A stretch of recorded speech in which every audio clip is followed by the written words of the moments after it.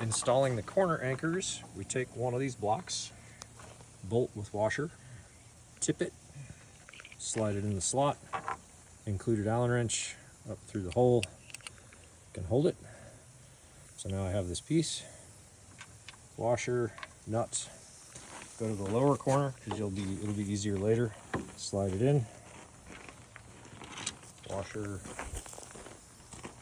nut, spin it down until it just touches, and don't tighten it. We want that loose. So the next thing we do, take the cross tube, and we're going to slide the child seat anchors on. So slip them on, slide them down. And I like putting the nuts to the inside. Doesn't really matter, there's no difference, just it's made so that you have this nice button head on the outside. So take that, set it down, grab the other corner block, drop it in, same deal, nothing new here. Up through, hold that. Now, this guy needs to go on like this with the child seat anchors poking out. So this corner is going to go on this end. Take it and install that like that. So it just slid on there, still holding that bolt. I come over, drop it in that end. You can now see why I left it loose.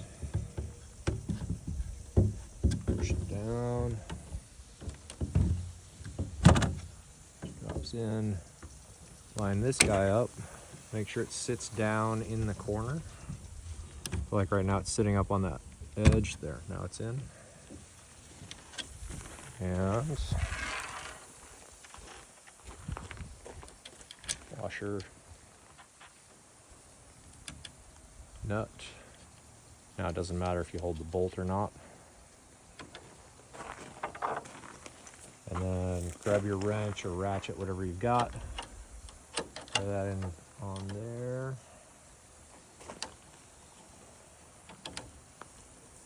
And tighten that guy down.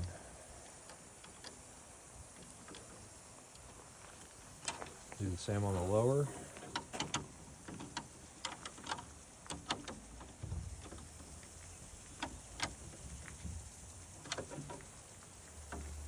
Almost ready to go. Last thing to do is set this width. Slide that across. On a full size, you line them up with the two inner. On a mid size, this section's different, so we actually line it up closer to the outside. So you shift that one out. And then leave this one basically lined up with that inner one. And you can adjust on your truck or car to see exactly where it is, but it's going to be basically that spacing. And that's that.